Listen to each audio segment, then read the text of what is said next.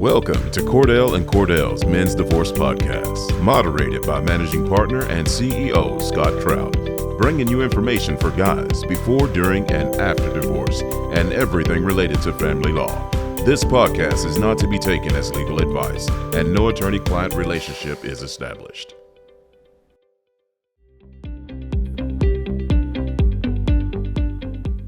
Hey, welcome back to the Men's Divorce Podcast. Scott Trout, CEO, Managing Partner, Cordell and Cordell, and we continue to get you the latest information, some unique topics across the spectrum of family law and all things regarding that. And today is no different. And as of course, and I often and always mention that this isn't legal advice. We're going to go through some law. We're going to go through some educational, informational items today. And the only way to get legal advice, whether it's with us or anyone who practices exclusively in family law, is through a consult. And that is a meeting, whether it's via phone, via internet, Zoom like this, or in person. You can do that at Cordell. You can do it over the phone. You can go to our website right now at cordell.com. You can schedule a consult right from your laptop, from your mobile phone, your mobile device, whatever it may be. You don't even have to talk to anyone. You can put in your zip code, find an office around the country like us, and then schedule it. Or you can give us a call at 866-DADS-LAW. That's the best way. It's probably the best investment you'll make. If you have questions, you're considering it, you don't know what to do, you don't know where to turn, information is key. And I've mentioned it before, if you've got a medical issue, you go to Google, or you have a consult and with a doctor, and it empowers you. And so I encourage you to do that. And so don't take anything here today as something that you should absolutely do with your case, because it may vary. And but today I'm joined by Enrico over in Jacksonville. Welcome. Hey, Scott. Thank you so much. I'm glad to be here. I'm Enrico. I'm out of the Jacksonville office, practice all over Florida, and have been doing only family law for the last 9 years. Yeah, great to have you back again. Always entertaining and informative. And today's going to be no different, as we were talking off camera about a different topic and something that we can educate and inform people today. And that is kind of everyone's got some issues in our mobile society, and what really kind of the takeaways from COVID. We have a mobile society where people are moving. And so now you have custody issues. Perhaps it's just across state lines, and maybe like here in St. Louis, I can go 35 minutes and I'm over into Illinois. It depends. If I'm up north in Kansas City, I can run over into Kansas, and everyone's got that, especially across the country. But they may be moving further. But there's custody issues when it comes to opposing parties when they reside in different states. And it starts from anywhere from the very beginning to what do you do in the middle, and how do you form a parenting plan. So Enrico, let's kind of talk through that. The big question for many is, so I have someone in Missouri and someone in Illinois, and she left and took my kids. Where do I file? What do I do? And what is the kind of the law provide and give me direction and what to consider? Yeah, I think that's the starting point, Scott, that every person should kind of look at their case at is where do I file? What jurisdiction is going to be the one ultimately that's going to decide any issues pertaining to a child or children born of the family? Now, most states, I would say, have what is called a Uniform Child Custody Jurisdiction Enforcement Act, often called the UCCJEA, nice and easy to say. In that Jurisdiction Act, it sets forth, and each state has a different one, what are the requirements for that state to be considered the home state. The United States had issues with this for many years until they kind of created a uniform policy. And if you or the child has resided in the state for 6 months, the focus is really the child. Has the child been in that state for 6 months? And generally, if the child has resided within a state within a 6-month consecutive period, and there might be some lapses here and there, 6 months is going to be what the court's going to look at to determine, am I the home state? And if that state is the home state, that is the state in which you're going to be looking to file. Yeah. And it gets complex. I mean, I love the details of something like the UCCJEA. And in some states, I think it's pretty much, as you suggest, all around the country. It used to be just the UCCJEA. Mm-hmm. And there's factors and different variances of that. But I think what's interesting is it gives us really solid direction. But what's important, as you mentioned, that 6-month timeline. I've got clients that call me at 5 months and 28 days And I'm like, we've got to get on file. We've got to do something in order to retain jurisdiction in our state. Now, there are other factors that may kind of assuage a court to do something, but you don't want to be, fighting a case when you live in Florida and she's moved to Texas. You don't want to be doing that long distance. It creates more complexity. But getting beyond, I mean, we could talk an hour about how do you apply the UCCJEA, but I think what's important to kind of hear, and for our clients, or not clients, but guys listening to this podcast and watching, is let's talk through what, somebody moves. What are the factors that may affect that long distance relationship, that parenting plan? What does a court look at? Let's just say they live 45 miles away. What is it going to look like? It's not like they live 10 minutes or they live in the same neighborhood. That tends to be a little bit easier. I mean, obviously, I imagine age and the maturity of a child is going to matter. Yeah, absolutely. And before even touching on that, I think it's what I'm seeing, and you said this earlier, is the remote aspect of work. Oftentimes, what I've been seeing pretty consistently in the last 2 years when these issues arise is parents, they get in an argument. One decides, well, I could work remote. I'm going to go stay with family out of state. Yeah. And what they do is they go up there. It's been a month. The party down here that's contacting us is saying, we're trying to work it out. And as those months drag on, that's when it becomes an issue. Because oftentimes the opposing parties in another state, you're down here thinking that you're working on the marriage, thinking that you're at the separation period, when in reality that other party can be planning to hit that 6 months so they could file up there. Right. So anytime you're in a situation, whether you're married, whether you're not married, and you have a child, I think it's so important, if that other party does leave or before they leave, to speak to an attorney, have a consultation right away, because you can do a lot by filing in each state. There's even some orders that stop the other person from going, or at least you assert that jurisdiction. Because I promise you, if you're in Florida and the other party moves to Seattle, we're going to do things on Zoom. But if you lose that jurisdiction and now you're the one who has to travel up there, it puts you in a worse position. And I've been seeing that very, very often in terms of do not wait. Do something now, even if it means that you just file, but you're still trying to work on it. You have to protect yourself. 100%, especially when you have non-school age kids, or I guess it would matter either way. But for example, I did a consult with someone where they're having issues. The wife picked up, they were fortunate enough to have a home in Florida, and they have a home here in Missouri, and she picked up and took the child and went to live in Florida. And he's thinking, she just needs some time away. And part of me is thinking exactly what you said. We need to be very, very careful here.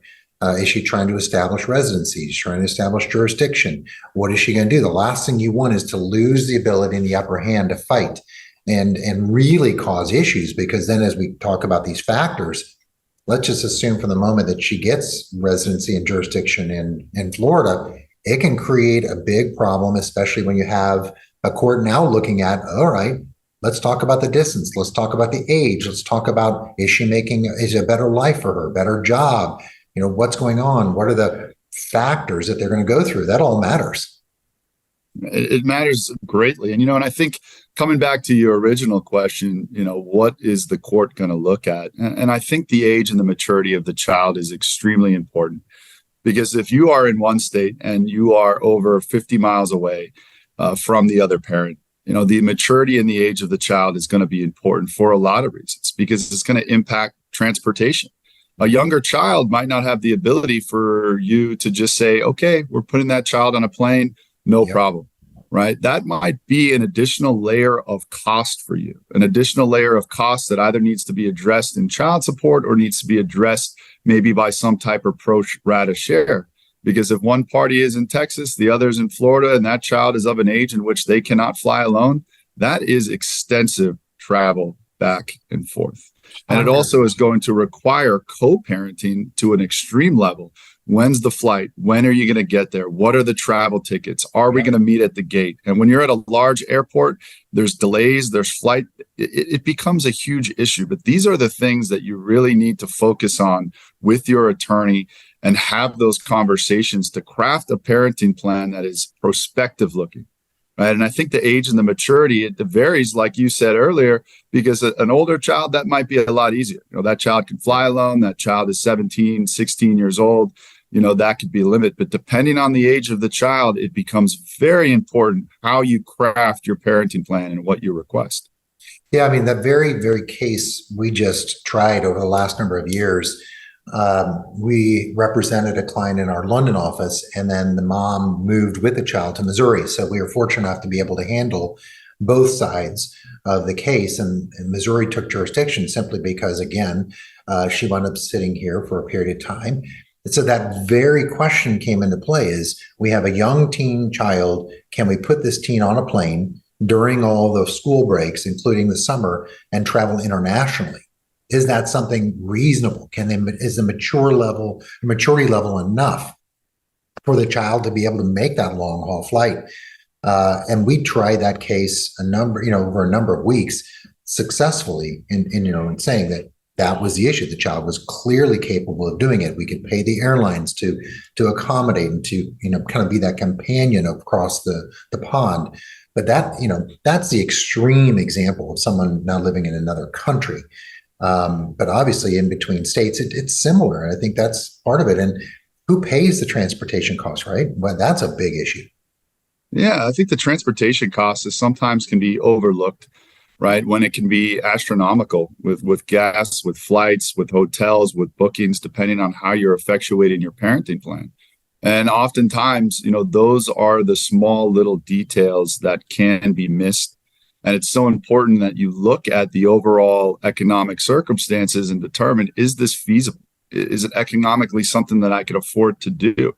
Luckily, in the state of Florida, they do consider transportation costs in the child support guidelines, right? But that does require you to have a good understanding of what these costs are going to be, how it's going to be effectuated, including any gas, any hotels, etc. Because oftentimes in a standard long distance parenting plan, you'll find that maybe the party that's not majority gets the ability to go down and reside wherever the mother or the opposing party is, to exercise overnights while that person is in the area. Now, that also includes hotels. That also includes food. That also includes those travel expenses. And so when you're out of state, those things and those factors are extremely important. And it's so important that you plan it out. Have the knowledge of what the flights are going to be. Have the knowledge of what those costs are. And if you have counsel on these issues, you want to gather those things. Provide all the proof of what those transportation costs, because it should be a factor or considered by the court for child support, because it is an expense for child rearing. Yeah, not to suggest that simply because someone moves that that's the kind of maybe the status quo, that, all right, now I got to figure out who pays the transportation. I mean, I think that's the whole point of objecting to relocation and trying to fight your battle on multiple facets. And that look, barring if we lose on the relocation, all right, let's talk about how much time I get, who pays for that. And I think obviously that's the argument. If mom left for whatever reason to be closer to family, for a better job, well, that was her choice. I shouldn't be penalized simply to pay transportation to get less time. And I think it is obviously a far more complex question when you get a client who wants equal time and you have a school-age child and you're living 50 miles away or more, right? Yeah, I think that's the key. Oftentimes the court is going to presume maybe some type of equal or 40-60, some type of close, significant contacts for both parents when they're close together. It doesn't become that way when they're out of state, because there's just no way for you to exercise an equal parenting plan when there's school issues, when there's extracurricular issues. And if you have that situation where the child is young, mom is in another state, you're in another state, you might be exercising some type of long, progressive overnights and then switching back and forth with the opposing party. It's so important for you to start establishing a community record for the child where you're at. Yeah. Oftentimes I find that when the party is actively placing that child in a school, actively having tutoring, friends, any type of church or extracurricular activities where the child can establish that record, that's what you're setting yourself up for court later on. That's what you're setting yourself up to say that it's in the best interest of this child or children to reside here, because look at what they've done. Yeah. So when that child is with you and you're kind of maybe in a situation where there's a possible litigation pending, it's extremely important to consider those best interest factors. Because regardless if you're close together or far apart, there's usually some mandatory obligation for that court to evaluate those factors. And you want to prove to the court, I'm this close to the doctor. This is where the child got his first, bar mitzvah. This is where the child got his first communion. This is my family that's close by. This is how close the fire station is. Look at the friends the child has. Look at the household the child is. This is an A-rated school that it's zoned for. The child might not be there. You want to get that game plan in place as opposed to, wherever the opposing party is staying. Yeah. Right. It's a significant investment. And, you mentioned school choice. I've hired experts to talk about, as you mentioned, the different types of schools that they would be in, to kind of rate them and look at their scores, look at their graduation rates, look at the crime rates, look at what's going on in those schools and compare them and testify. Yeah, dad's public school, dad's private school is far better. It's going to provide a better chance of success for this child. And you can go, and that's the whole point of having a consult, is lay out a roadmap. Let's figure out which direction we want to go with it. Now, we may have to, take a choice and go, fork in the road, and we take it. But the point is, you may go right. You may have to come back and circle to another area. But it is so complex, and it does require planning and thought. And that's the whole point. And when you have these relocations, it is a little bit more difficult than a straight-on custody case where the parents live fairly reasonably close. But, you think about it, and it's not, this all comes into play, not just at the initial divorce stage, but it also comes into perhaps modifications in the future, where that becomes an issue. You may be living apart, or they make a decision to move later. But either of those, this applies to modifications as well.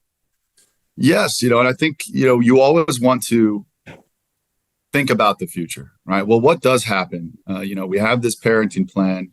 I know mom's family is in 4 states away. She's always said that she wishes she's going to be with family. How can I address this now? And oftentimes the court will not look into future events. It's not going to guess what could occur. And so you might be stuck in a situation where all of a sudden mom says, I want to move and I want to take the child or children with me, or the opposing party, right? And what are you going to do there? And I think that for most of our clients, or most of the clients that I've worked with Cordell, we do a good job of explaining the process. Okay, you're divorced. This is your parenting plan. Now, let's think about what could happen in the future. Yeah. And when you're dealing with an opposing party that does have family outside of the state, that has made those kind of indications, most of the time you have a provision that's going to protect you. That if the opposing party does leave, well, they have to file for relocation. They have to file for modification. But if you really think that's something that's going to occur, that's the planning.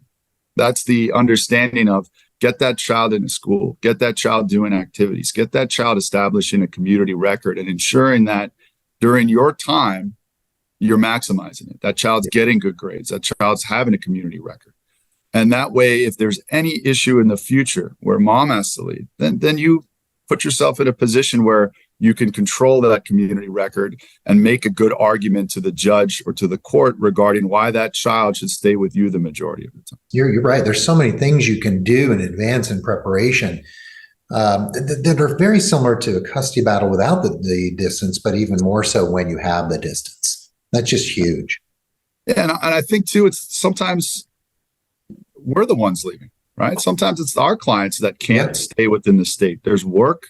There's school, there's military, there's deployment. There's so many reasons why maybe a party that is, I'm not trying to argue opposing counties, but I have to leave. This is in the best interest for me. It's going to give us so much more funds. It's going to allow me to live in a place where X, Y, and Z is going to be better for the child. Yeah. And that's the same thing, right? You're really trying to set yourself up there and make sure that you file properly. And if you're the one that's going to leave the state, to do it the right way, and to ensure you're complying with the court order is showing the court you're above reproach. You're doing everything correctly. I've filed for relocation. I've included the parenting plan. And then it's almost the same thing. If you really want that child and believe it's in the best interest for that child or children to go with you and to have the majority time, you're going to have to do the same thing. Where's the child going to live? What is the community record going to be there? Do you have family there that's going to support? What is your job that you're going to be provided? What was the juxtaposition to where the child was before? Has the child been failing and not doing well in school? Has there been issues there that maybe this is a good fresh start?